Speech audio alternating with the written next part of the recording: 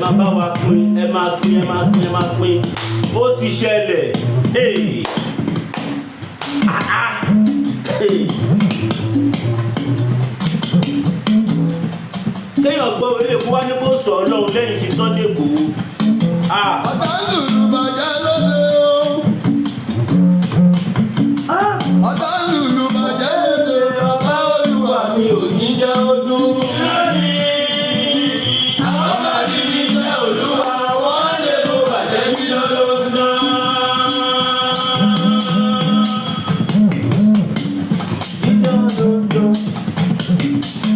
Adájọ́ ti dà mí tán káwọn ọ̀bànújẹ́ tó wọlé. Àwọn máa rí ní iṣẹ́ Olúwa wọ́n lè kó bàjẹ́ bí lọ́lọ́dún. Àjẹmíjẹrọ ẹ̀ látọ̀ ni àtìlẹ́ kọjá odò kábàárà ló jẹ́ o. Àwọn máa rí ní iṣẹ́ Olúwa wọ́n lè kó bàjẹ́ bí lọ́lọ́dún. Àpọ́nlé òkú lọ́mọ kẹ̀kẹ́ máa gbá. Ẹ máa bá mi pè mí èmi náà tí ń ṣe ẹ̀. Ṣé pé mi náà tí ń ṣe ẹ̀? Ṣé bá mi bí kó máa lọ náírà? Èwo lẹ ti dán? Èwo lẹ ti dán? Nínú Olúwa èmi mọ̀ pé kò sí láyé mọ́, àbí kí ẹ̀ ń gbágbá. Epo tí mo rù ú níyọ kí ẹ má bàdé mi jẹ́. Olórí burúkú ẹ̀dínkù. A kú dédé àsìkò yìí ẹ̀yin ìyá àti bàbá mi nílé lóko lájò lẹ́yìn odi. Májàsọ́lá ẹkùn ọkọ̀ Fúlàní ó bàbá dámì general actor gbogbo ilẹ̀ Yorùbá ọmọnàmọ́pá. Kéèyàn ìwé eléyìí kó wá tún ní kó sí kó tún wá sọ pé àwọn alálẹ̀ òkè ń jẹ́ bí iná. Ẹ ṣáà máa bá mi pín, ẹ máa bá mi pín gan ní àfíjí. Gbogbo yín lẹ máa fi ojú yín rí nǹkan tí mo fẹ́ sọ yìí. Níbo mo ti fẹ́ bẹ̀rẹ̀ ọ̀rọ̀ yìí o. Ẹ wò ṣẹ́rẹ́ ni tó bá ní kó sọ lọ́hùn lẹ́yìn Chief Sunday Adéníyì Adéyẹmọ Ìgbòho òòṣà. Ẹ̀yin tẹ́ máa ń sọ pọ́lọ̀ nǹkan ló wọn ẹ wá gbọ́ o. Ẹ̀yin tẹ́ máa ń sọ wípé kọ̀rọ̀ yẹn kọjá sísọ.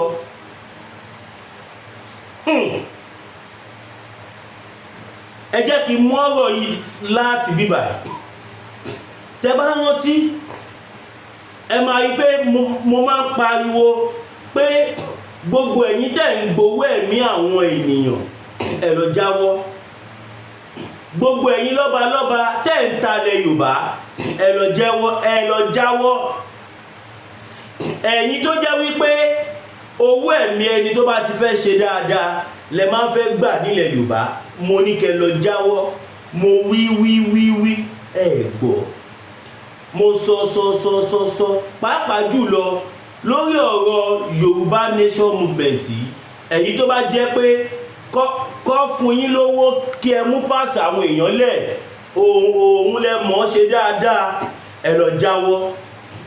A ti pariwo ẹ ò gbọ́. Ṣẹ̀rẹ́ ọ̀rọ̀ tí mo mú wá ní wákàtí tí mò ń sọ̀rọ̀ yìí ọlọ́gbọ́n ló lè yé. Mo máa túṣu dábẹ́ kòkò níwọ̀nba. Bẹ́ẹ̀ ni mi tí ní fi gbogbo ẹnu sọ̀rọ̀. Gbogbo wa la gbọ́ pé àwọn lọ́balọ́ba kan wà tó fi bàbá wa Chief Sunday Igboho Adéníyì Adéyẹmọ Ìgbòho òòṣà. Gbogbo wa la gbọ́ pé àwọn lọ́balọ́ba kan wọ́n fi wọ́n lọ́kàn balẹ̀ nígbà tíṣẹ́ ìfẹ́ bẹ̀rẹ̀. Ṣùgbọ́n along the line wọ́n dọwọ́ rú pẹ̀lú bàbá wa débi wípé àwọn ọba kan tiẹ̀ dúró nídúró ń pé ẹ̀ ní ṣe rálì ní gbogbo tẹ́rítìrì mi yìí. Látara wípé àwọn ọba yìí wọ́n ti jẹjẹkújẹ ẹ̀dẹ̀mọ̀ ẹni tó bá ti jẹjẹkújẹ kò ní lè sòtítọ́ ọ̀rọ̀. Màá fẹ́ jẹ́ káwọn lọ́balọ́ba ìyókù nílẹ̀ Yorùbá kó fi ọ̀rọ̀ ọba yìí kọ́gbọ́n kẹ́ lè mọ̀ how ridiculous it is. Gbogbo wa la rántí pé bàbá wa Chief Sunday Igboho wọ́n dé àwọn àfihàn ọba kan tó máa ní ọba ò sí nílé. Ẹ̀yin tí àwa ọmọ Yorùbá máa dọ́dọ̀ yìí tẹ́ máa ń sọ pé ọba ò sí nílé, ọba ò sí nílé, kábíyèsí ò lè jáde báyìí, ẹ̀wọ̀n sí nílé. Ẹ̀yin mo fẹ́ jẹ́ kẹ́ wá kọ́gbọ́n látara nǹkan tó ṣẹlẹ̀ yìí. Mo fẹ́ jẹ́ kẹ́ kọ́gbọ́n torí wípé nǹkan tó ṣẹlẹ̀ yìí ó kọjá òye ẹ̀dá. Ṣé ká sọ pé kò sọ̀bà mọ́lẹ̀ Yorùbá ni? Kàwá mọ̀ páwọn ọba kọ̀ọ̀kan sì wà tó dúró tán. Ṣùgbọ́n látara irú nǹkan báyìí ó fẹ́ jẹ́ ká lè sọ pé ọba tó kù nílẹ̀ Yorùbá ò tó nǹkan kan mọ́. Ọba tí mo fẹ́ sọ̀rọ̀ ẹ̀ yìí ọba first class ni. Lára àwọn ọba first class Ogun West lọ́ba tí mo fẹ́ sọ̀rọ̀ ẹ̀ yìí. Ẹ jẹ́ kí n dárúkọ ọba yìí. Orúkọ ọba yìí òun ni Olú of Oníbùkù in Ado-Odo Ọ̀tà local government area of Ogun State. Ọba Abraham Olúṣẹ́gun Bánkọ́lé.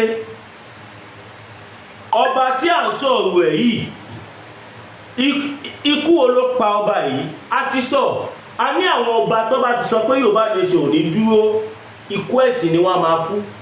Àwọn alálẹ̀ ilẹ̀ Yorùbá wọ́n máa fi wọ́n ṣẹ̀sìn, wọ́n máa fi wọ́n ṣe rádaràda. A gbọ́ pé ọba yìí wọ́n ní àwọn kan wọ́n ní ẹnìkan wá ọba lọlé, wọ́n wá sọ fẹ́ ni ẹ pé ọba ò sí nílé. Ọba wá gbé ẹ̀yìn ó wá sáré lọ ta mọ́ márúwá. Ọba fi gbogbo mọ́tò tó wà ní àgbàlá ìsílẹ̀ látara pé tí òun bá ní kó òun jáde gbé mọ́tò ẹni tó wà ń wá tí wọ́n ní tóun ní kó sọ pé òun sí ilé yẹn á mọ̀ pé òun wà nílé. Ọba wá gbẹ̀yìn ó wà lọ́wọ́ máa wá. Tẹ́ bá dẹ̀ rántí nígbà tàbí ń ṣe rálì káàkiri àìmọye ọba aládọ́dọ̀ ẹ̀ tó bá ní àkábíyèsí òsì ńlé tó jẹ́ pé ńgbà tá bá lo gbáǹkó délẹ̀ lọ́ba yìí ṣe máa wá jáde sí wa ni wọ́n ṣe máa fagídí jáde sí wa. Irú àlejò wo ló lè wá ọba lọlé tó bá máa torí tiẹ̀ sá kúrò nílé? This is very ridiculous. Ẹ̀yin lọ́balọ́ba yìí kí ló dé tẹ̀ ń pa àṣà Yorùbá? Kí ló dé tẹ̀ ń tọ́jú àṣà mọ́lẹ̀? Ọba tá à ń sọ̀rọ̀ ẹ̀ ọba first class ni. Níbi tí ọba yìí ti ní kó sọ pé òun ò sí nílé ó dàpẹ́ ni ẹ wá ta púpọ̀ òun gbọ́dọ̀ rọ̀ba. Ọba ṣàdọ̀gbọ́n gbẹ̀yìn ọba wọ márúwá ó sá kúrò nílé. Ebi tó kò sọba ló wọ márúwá ó wọ márúwá bí èrò. Ẹ wo bó ṣe wà too ridiculous. Ọba first class lọba tá à ń dárúkọ yìí o látara pé kéèyàn máa jẹjẹkújẹ kéèyàn máa tẹnu bọlẹ̀. Irú àlejò wo lọba alẹ́ Yorùbá lè gbà tó máa torí àlejò tó máa sá kúrò lé? Bóyá ọba yìí fẹ́ dọ́gbọ́n wọ márúwá ẹ̀ lọ á wá dọ́gbọ́n lọ gba wájú wọlé nígbà tó ti rí pé ẹni yẹn takú pé sẹ́ òun gbọ́dọ̀ rọ̀bà kóhun tó lọ. We don't know who that person is. Ọba wọnú at least tó bá jẹ́ pé ẹni yẹn fẹ́ ṣe jàǹbá ni ó jẹ́ kó bá lè gbé fóònù kó pa àwọn ọlọ́pàá tàbí kó pe sójà kó pe any other government agency tó bá lè pè kọba ò ṣe bẹ́ẹ̀. Wọ́n náà bá yẹn wọ máa kó gbẹ́kùlé wọ máa wá bóyá wá fẹ́ lọ tán pé kó lè gba ojúlé wọlé kí ẹni ẹ lè pé lóòótọ́ òun ò sí ilé. We don't know. Ṣùgbọ́n àwọn alálẹ̀ ilẹ̀ Yorùbá tó bá fẹ́ ṣiṣẹ́ wọn wẹ́rẹ́ ni. A ti sọ mo sì ń sọ níjẹta mo ní ẹ̀yin lọ́ba tẹ́ bá sọ pé Ìgbòho ò ní dé ẹ̀yin ni Ìgbòho ò ní dé bá.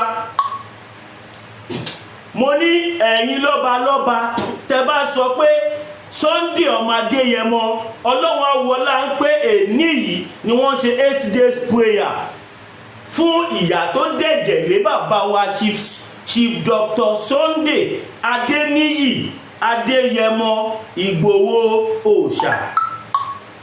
Èní ni Saturday July 29 Saturday July 29 2023 in case tí ẹ̀yin ìran tó ń bọ̀. I know that internet will be forever. Mo ń sọ ọ̀rọ̀ ilé nìyí kí ẹ̀yin ìran tẹ́ ń bọ̀ tẹ́ bá wá bá wa kẹ́ lè mọ itú tí àwọn lọ́balọ́ba tí wọ́n ti pa nílẹ̀ Yorùbá. Mo mọ̀ pé ẹ̀yin ìran tẹ́ ń bọ̀ ẹ máa dé sínú Yorùbá nation ní pẹ̀lú ògo Ọlọ́run kẹ́ lè mọ ìwà ibi táwọn lọ́balọ́ba tí wọ́n ti wù sílẹ̀ látara wípé kí Yorùbá nation tẹ́ wà nínú èyí kó má bàa dúró. Èmi tí mo bá yín sọ̀rọ̀ orúkọ mi ni Williams Olúwatósìn tí gbogbo ayé mọ̀ sí mass burial for the bad leaders. Mo jẹ́ ìkànnú àwọn gbòógì ajìjàǹgbara fún ilẹ̀ Yorùbá nígbà tí à ń jà pé kí Yorùbá nation bọ́ sí. Mo wà nú àwọn tó máa ń wà níwájú nínú àwọn ajìjàǹgbara tó máa ń wà lẹ́yìn bàbá wa Chief Sunday Igboho. Ìtàn ni mo kọ sílẹ̀ yìí o. Àwọn lọ́balọ́ba ilẹ̀ Yorùbá ọ̀pọ̀lọpọ̀ wọn bí àbí 98% tí wọ́n kọ́ ẹ̀yìn sómìnira tí ẹ̀yin ìran ìwà ń jẹ àǹfààní ẹ̀yìn.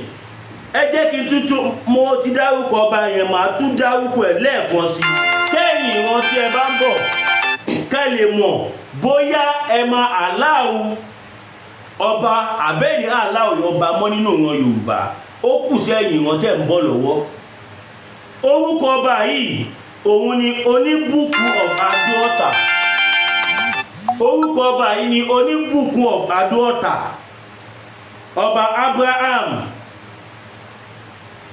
Abraham Olúṣẹ́gun Bánkọ́lé bó ṣe wá lọ gbé márúwá pé kàlẹ́ni tó ń pè yìí ẹjọ́ fún mi ní time díẹ̀ kí sáré fi sẹ́kọ̀ọ́ fún yìí fi pe ẹni yìí torí fún tí mo fi ṣe program lẹ́ni yìí ń pèsè kí lè sọ fún pé mo wà lórí live program.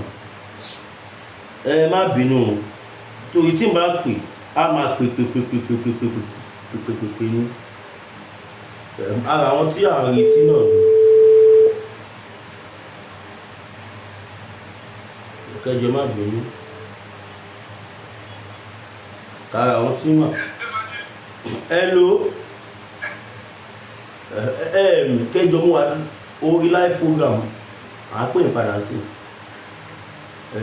màá pè ìsáwà bá yín sí. Ṣe rí pé bí mo ṣe pè wọ́n sí nǹkan lè pè mọ́ kẹ́ lè mọ̀ bóyá ẹ máa allow ọba àbí ẹ ní allow ọba nínú constitution Yorùbá nation. Nígbà tí yín ọba Oníbùkún of Adó-Ọ̀tà ọba Abraham ó jẹ́ ìkan nínú àwọn ọba tí wọ́n kẹ̀yìn sí Yorùbá nation. Wọ́n kẹ̀yìn sí látàyé tí wọ́n fi dọ́run. Ọba yìí gbé márúwá látara ń pé ó ní kó sọ fẹ́ ni ẹ pòun ò sí nílé ẹni yẹn takú pé sẹ́ òun gbọ́dọ̀ rọba tóun bá rọba pòun ò ní kúrò mí báyìí. Ó ti wá rí pé ni yóò fẹ́ gbọ́ kó fẹ́ gbà. Ó wá gbẹ̀yìn jáde wà lọ márúwá pé kí márúwá yẹn lè gbé òun tán. Ebi tó bá ti wọ márúwá tó ń lọ kẹ́ni mọ̀ pọ́lọ́ ń tóbi lọ́ba. Àná àwọn alálẹ̀ ilẹ̀ Yorùbá ṣì wà wọ́n ṣì wà bíi tàtijọ́. Ọba yìí dẹ̀ wọnú márúwá ń lọ. Wọ́n ṣe kankan fún márúwá o.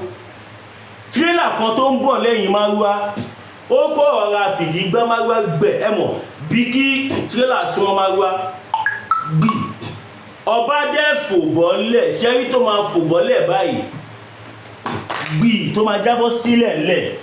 Tírélà tó ń bọ̀ ó tẹ orí ọba fọ́ ni. Ó tẹ orí ọba fọ́.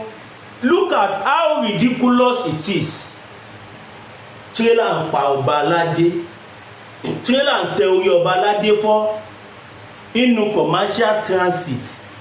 Ọdẹ ìròyìn wọn nọ́ọ̀bà yìí ní mọ́tò kódà kó láwọn mọ́tò tó jọjú inú márúwá ẹlẹ́sẹ̀ mẹ́ta táwa tálákà ń wọ̀. Oríṣiríṣi ẹ̀kọ́ ló wà nínú fídíò tí mò ń ṣe yìí. Ara àwọn ẹ̀kọ́ tó wà ń bẹ̀ ni wípé 1 ká má dalẹ̀ ìran wa. Ẹ̀kọ́ mi tó tún wà ń bẹ̀ ni wípé 2 Ọlọ́run fẹ́ jẹ́ kí àwọn àgbààgbà olórí wa nílẹ̀ Yorùbá kó mọ ìyà tó ń jẹ àwa mẹ̀kúnnù, torí pé àìmọye mẹ̀kúnnù ló wọ márúwá bẹ́ẹ̀ tí tírélà ti palẹ̀ mọ́. Tẹ́díyẹ ò torí ẹ̀tọ́ tí ò ti ẹ̀ dàbí pé nǹkan ṣẹlẹ̀. Ara àwọn challenges tí àwa tí ẹ pè lọ́mọ yín tá à ń fèsì nìyẹn. Who knows? Ọba ṣèbí òun ni kí ló kọ bọ̀bọ̀ amúgbó yìí náà? Kí ló ń kọ ọmọ amúgbó yìí? Olúwo. Kẹwo Olúwo. Ó lanu gbàgà. Ó ní ẹni ọba tó bá jẹ́ pé Ifá ló yàn kó jáde síta kó wá sọ kóun gbọ́ pé Ifá ló yàn òun. Ó jẹ́ ká mọ̀ wípé látorí kékeré dórí àgbà àwọn tó jọba ní ẹ́rà yìí polóṣèlú ló fi wọ́n síbẹ̀. Àwọn alálẹ̀ ilẹ̀ Yorùbá wọ́n ń bínú sẹ́yìn tẹ́ pera yín lórí adé tó jẹ́ kí ẹ rọ̀gbà yí ọmọ yín Chief Commander Dr. Sunday Adéníyì Adéyẹmọ Ìgbòho Òòṣà.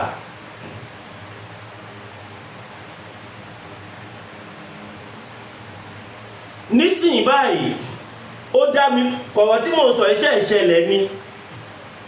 Ọba yìí nísìnyí ó dalẹ̀ ẹ̀wọ̀n ẹ̀ látàyé dọ́run. Tọ́ba ìbá mọ̀ pé tírélà ló máa tẹ orí òun fọ́ ni ṣebí á ti sọ̀rọ̀ sókè pé Yorùbá nation nìkan ló lè ṣe. Ẹ wá ń jẹ́ kó máa fowó tí ó tówó kó máa fi ra ẹ̀mí yín, because to me wọ́n fi owó tó tówó fi rẹ̀mí yín ni. Ẹ̀yin rò pé owó ọmọ yín lẹ gbà, kówó ẹ̀mí ọmọ yín lẹ gbà. Mo dẹ̀ lè assure yín pé àwọn alálẹ̀ ò tí dáwọ́ṣẹ́ dúró. Gbogbo ẹ̀yin ọba tẹ́ lọ́wọ́ nínú bí wọ́n ṣe wá fi kú máa fi wá bàbá wa sí Sunday Igboho kiri. Gbogbo yín lẹ máa jẹ breakfast, gbogbo yín làwọn alálẹ̀ ló máa fún ní breakfast round. Èyí mo ní kí n gbé wá kẹ́yìn ìyá àti bàbá mi kí ẹ bá mi gbọ́. Ẹ bá mi pín fídíò yìí kó lọ viral. Ẹ jẹ́ kó lọ káàkiri. Ẹ jẹ́ kó dóko. Ẹ jẹ́ kó délé. Ẹ jẹ́ kó dọ́jà. Ẹ jẹ́ kó dé gbogbo ibi tí ọmọ Yorùbá bá wà káàkiri àgbáláyé. Kí wọ́n mọ̀ pé ẹ bá wa sẹ́ǹdì ẹ̀ sáwọn tó ń dalẹ̀ náà tó ń yọ́lẹ̀ dà. Tí wọ́n rò pé kò sí nǹkan kan jọ, kò sí nǹkan kan mẹ́wàá wà. Ọ̀pọ̀lọpọ̀ yín tí ẹ ti rò pé Sunday ò lè dé mọ́jàre. Á dá kó bẹ Ọlọ́run pé kó dé lójú ayé ẹ. Kó má dé nígbà tó bá ti wà ní kòtò tàbí tí àwọn tó nílé ayé tó bá ti fi àárẹ̀ fi dì ẹ́ mọ́lẹ̀ tàbí tó bá wà nínú ìgbèkùn ayé. Ọmọ Adéyẹmọ máa dé láyọ̀ àtọ̀ àlàáfíà gan ní pàápàá. Kélé yìí jẹ́ ẹ̀kọ́ fún gbogbo ẹ̀yin ọba tẹ̀yin yọ́lẹ̀ dà tí àwọn ọmọ Yorùbá tó máa wá yín wá tẹ́ máa sọ pé ẹ̀sìn lé, tàbí tí àwọn ọmọ yín nílẹ̀ Yorùbá tí wọ́n máa ṣe nǹkan tó dáa. Lóòótọ́ àmẹ́ni tó wọ́ba lọlé, ṣùgbọ́n irú èèyàn wo ọba aládé ká sọ pé àwọn alálẹ̀ ilẹ̀ Yorùbá àwọn ni wọ́n dìdí ṣiṣẹ́ ọwọ́ wọn. Ògúnláka yóò ṣùrù mọ́lẹ̀, kò lómi lé fẹ́ jẹ̀wẹ̀, kò láṣọ lé fìmọ̀kímọ̀ bóra. Ògúnláka yóò kì í dalẹ̀, tírélà tó tẹ orí ọba fọ́ pín Ògún ni. Inú kẹ̀kẹ́ márúwá tọ́ba wà fún ara ẹ̀ Ògún ni. Èèyàn kì í dalẹ̀ Ògún. Gbogbo ẹ̀yin lọ́balọ́ba yìí, gbogbo yín dẹ̀ lọ fógun fi súre fún nígbàtẹ́ ìyẹn àwọn ọba tí adé tí tọ́jú orí adé táwọn alálẹ̀ tí wọ́n dìdí mú ni o. Kódà káwọn alálẹ̀ gan máa mú ẹ̀gbọ́n gbogbo ilé ọba náà, gbogbo ọba kódà kójó olóṣèlú ló fi ẹ jọba, wọ́n á fi Ògún fi súre fún ẹ, wọ́n á ṣe gbogbo ẹ̀. Ọba tó bá ti kẹ̀yìn sí Yorùbá nation, ó ti kẹ̀yìn sógun. Ògún òdè ṣe bá jà. Ẹ̀yin ìran tẹ́ ń bọ̀ tẹ́ máa rí fídíò yìí, ẹ rí dájú wípé ìṣẹ̀ṣe kò parẹ́ nílẹ̀ Yorùbá. Ẹ rí dájú wípé ìṣẹ̀ṣe kò parẹ́ nílẹ̀ Yorùbá. Kẹ́dẹ̀ rí dájú wípé Yorùbá nation tẹ́ báyìí, ẹ má jẹ́ kí wọ́n so yín pọ̀ mọ́ ẹ̀yà kankan mọ́. Torí ìyà ẹ̀yà tí wọ́n sún àwọn bàbá tiwa mọ́ tó ṣe amalgamation fún wa, ìyà ẹ̀ṣì là ń jẹ báyìí táì tí bọ̀nú ẹ̀yìn. Pẹ̀lú ògo Ọlọ́run Yorùbá nation á tẹ̀ wá lọ́wọ́.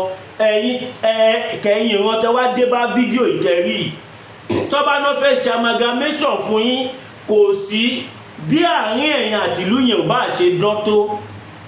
Oko ẹrú ni amalgamation o, oko ẹrú ni. Ẹ má jẹ́ kí wọ́n méjì yín papọ̀ pẹ̀lú ìlú kọ̀ọ̀kan. Orúkọ mi ni Williams Olúwatósìn ọmọ Ògúnbíyì Zanu, aka mass burial for the bad leaders, aka Alogun Maseka, aka mass glorial for the good leaders. Igboho òòṣà kò kí ń ṣe ní àrífín. Gbogbo ìtàn tẹ́ bá dẹ̀ ń kọ ní gbogbo ilẹ̀ Yorùbá, ẹ máa reference sí bàbá wa ẹni dáadáa, bàbá wa Chief Dr. Sunday Adéníyì Adéyẹmọ Ìgbòho òòṣà. Bàbá yìí àwọn ló dìde nígbà táwọn Fúlàní tó wọ̀lú, tó pa wá lógúnlógún, tó pa wá lọ́gbọ̀nlọ́gbọ̀n. Gbogbo irú àwọn ọba rádaràda kan wọ́n kẹ̀yìn sí wa. Irú àwọn ọba tí mo sọ fún yín yìí, tí wọ́n náà wá lọlé tó sá kúrò lé, tí ó lọ kó sẹ́nu tírélà. Ìkíríkírí wọ́n pọ̀ lẹ̀ Yorùbá, wọ́n pọ̀ bìbà. Wọ́n ṣe kí ni? Wọ́n pọ̀ bìbà. Nígbà táwọn Fúlàní ń pa wá, ọ̀pọ̀lọpọ̀ àwọn ọba wa nílẹ̀ Yorùbá bí 98% wọn ìṣe lọ́lọ́ ń fi agbádá, òkọ́ lọ́ fi ń gba envelope ni, kọ́ fi ń gba brown envelope, kọ́ fi ń gba Ghana must go owó. Bàbá wa Chief Sunday Igboho yìí akọni ni wọ́n. He is a billionaire in dollars. Wọ́n dẹ̀ fi gbogbo nǹkan tí wọ́n ní láyé wọ́n fi sílẹ̀. Wọ́n fi dìde fún àwa aláìní, fún àwa ìran Yorùbá. Pé ẹ̀yin Fúlàní yìí tẹ́ ń pa àwọn èèyàn mi tó gẹ́. Látara pé wọ́n dìde, wọ́n ń kọ ìyà fáwa ọmọ Yorùbá. Àwọn ọba kan nílẹ̀ Yorùbá wọ́n gbowó ẹ̀mí wọn, wọ́n mọra wọn, wọ́n gbowó lọ́wọ́ àwọn olóṣèlú. Nigeria government gbà yẹn, nígbà yẹn a nílùú kan tó country kan wà tó so gbogbo wa pọ̀ tó ń jẹ́ Nigeria gbà yẹn, tí amalgamation fi pa tó jọ pa wá pọ̀. Òun ni mo fi sọ fún yín pé kẹ́ má gbà kí wọ́n amalgamate yín pẹ̀lú ẹ ní ìlú. Kò sí bí ìlú yẹn ò bá ṣe dá sí yín tó, kó ní kálukú jórúkọ ìyá àti bàbá ẹ̀. Country yẹn wọ́n dẹ̀ kó àwọn ọmọ ogun tí wọ́n lé ní 3000 wọ́n kó lọ sílé èèyàn kan ṣoṣo. Látara wípé àwọn lọ́balọ́ba kan wọ́n ti gbowó ẹ̀mí ẹ̀, ṣùgbọ́n lọ́n fàjùlọ wọ̀n wọ́n.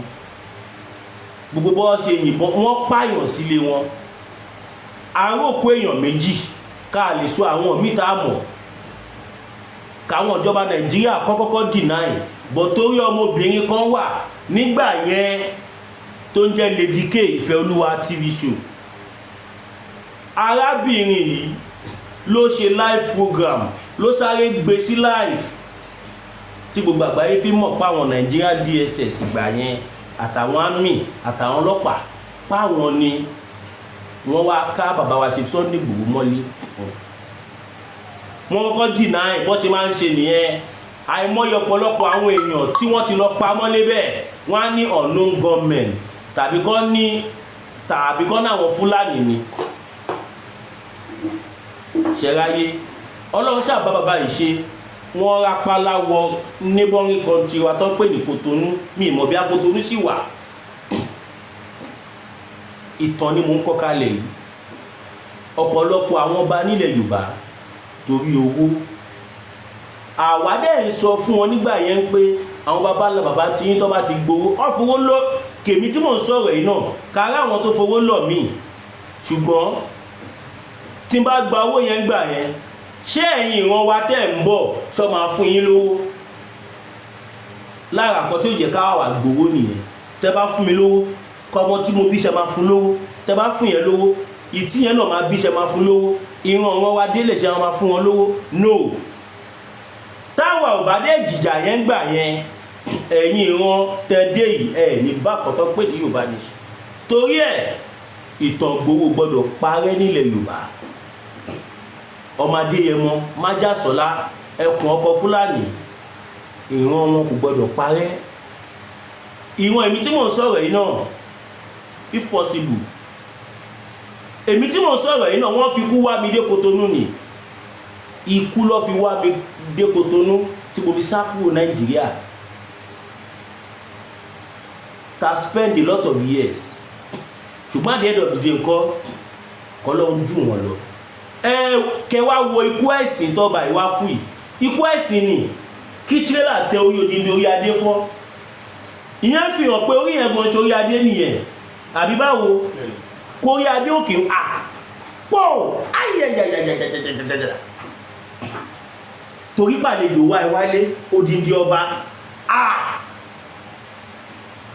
bóyá gbogbo gbàtà fi máa ń wà wọn ba ẹ̀gọ́ lọlé tó máa níwọ̀n sí lé bóyá bí wọ́n ṣe máa ń gbẹ̀yìn sá lọ nìyẹn bóyá Ọlọ́run tó fẹ́ tú àṣírí wọn ló yẹ kí ìkọ̀ bẹ́yẹn náà ṣẹlẹ̀ ẹ jẹ́ kí n fi fọ́tò ọba ìran yìí fídíò bí mọ́tò ṣe tẹ orí ọba yẹn fọ́ ó wà lẹ̀ àwọn road safety àwọn ni wọ́n lọ gbé òkú ọba kábíyèsí Elédùmarè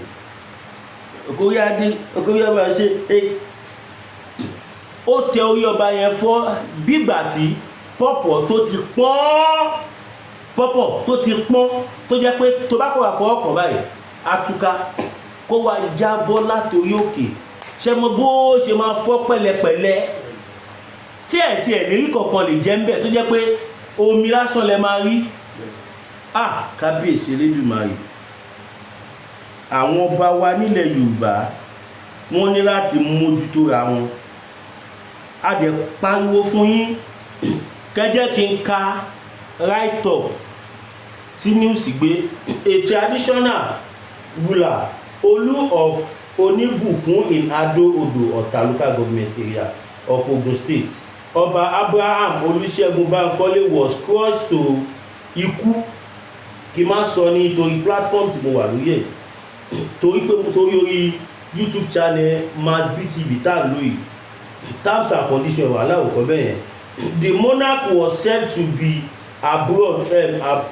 to be abroad a tricycle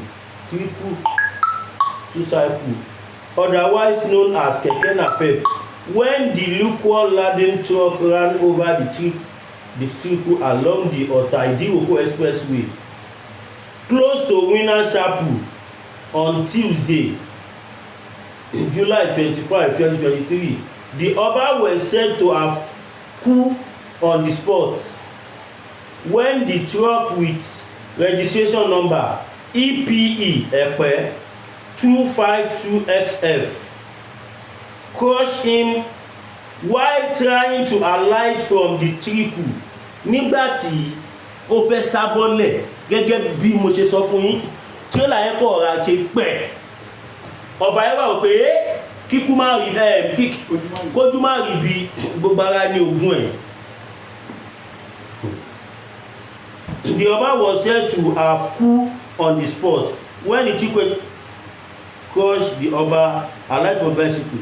The spokesperson of the Federal Road Safety Corps FRSC in Ogun, Florence Okwe, confirmed the incident. I was informed of the incident today, she stated. Okwe, however, said she was yet to be fully briefed by the FRSC in Ota unit. The remains of the monarch have been deposited at the General Hospital, Ota. While the truck was moved out of the road by police officer, the spokesperson for the traffic compliance, the enforcement corps, Babatunde Akinbiyi, also confirmed the incident. Akinbiyi said his officer had been briefed over the fatal accident. Yes, it is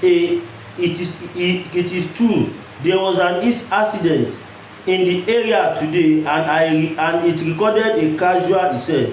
Corps Commander, the Chief Executive Officer of Ogun State Traffic Compliance and Enforcement Agency, commiserate with the Kabiyesi family and entire inhabitants of the community, he added.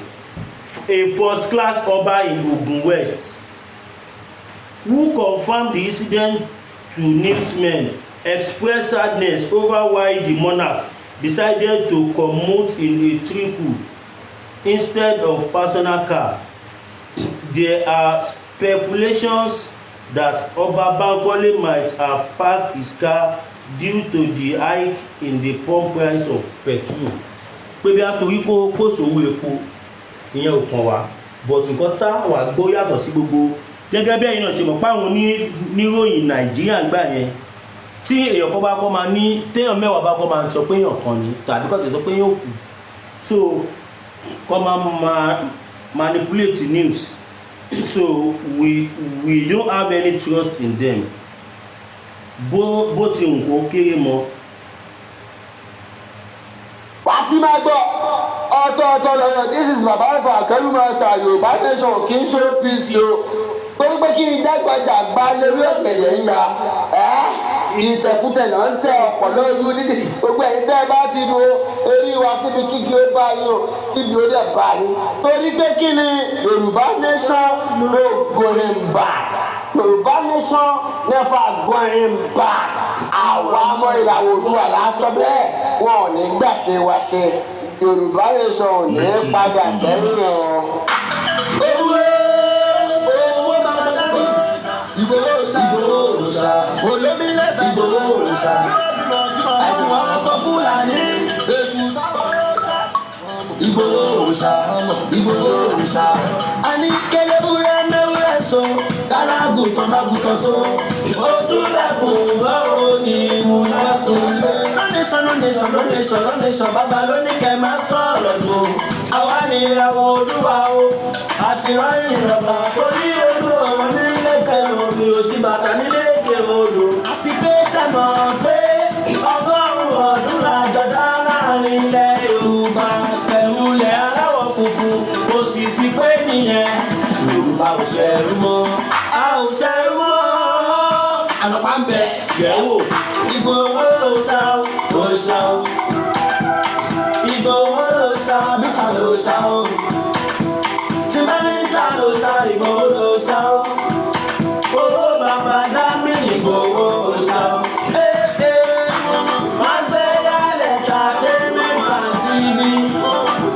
Bàbá lẹ́gbà ṣe bẹ́ẹ̀ yẹn ní ká máa lọ pé gbòógì nílẹ̀ díẹ̀ tó kó lè mọ́mọ́ kò sí kọ̀ọ̀kan àti ọ̀nà àti bọ̀ ẹni bá ní ká máa ṣe dé làwọn lè bá rí.